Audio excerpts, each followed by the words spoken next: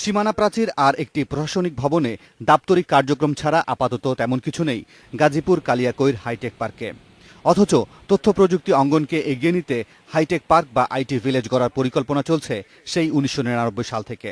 প্রধানমন্ত্রী তথ্য ও প্রযুক্তি বিষয়ক উপদেষ্টা সজীব ওয়াজেদ জয় পার্কে এলেন, দেখলেন এবং জানালেন আইনি জটিলতায় গত মেয়াদে কাজ হয়নি, তবে এবার হবে।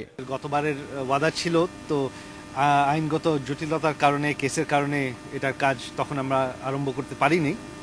সেই জটিলতা এখন দূর হয়েছে। এই টার্মে আমাদের পরিকল্পনা আছে যে এই কাজ শুরু হবে, এখানে হাইটেক পার্ক বানানো হবে।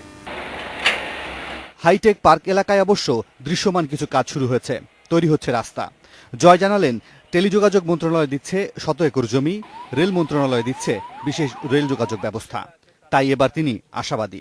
মোটামুটি এটা একটা স্যাটেলাইট টাউন হয়ে যাবে, নতুন একটা এলাকা, ঢাকা শহরের একটু বাইরে, তবে ঢাকা থেকে সহজেই মানুষ যাওয়া আসা করতে পারবে, যোগাযোগ থাকবে।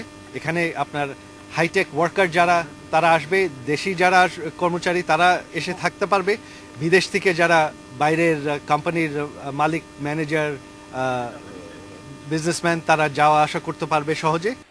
সহজ কথায় হাইটেক পার্ক হলো এমন একটি বিশেষায়িত এলাকা যেখানে থাকবে তথ্য প্রযুক্তির সর্বোত্তম চর্চার সব ধরনের উপকরণ।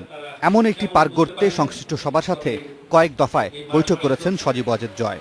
পাশাপাশি তথ্য প্রযুক্তির এই যাত্রাকে স্মরণীয় করে রাখতে রোপণ করেন একটি গাছের চারা।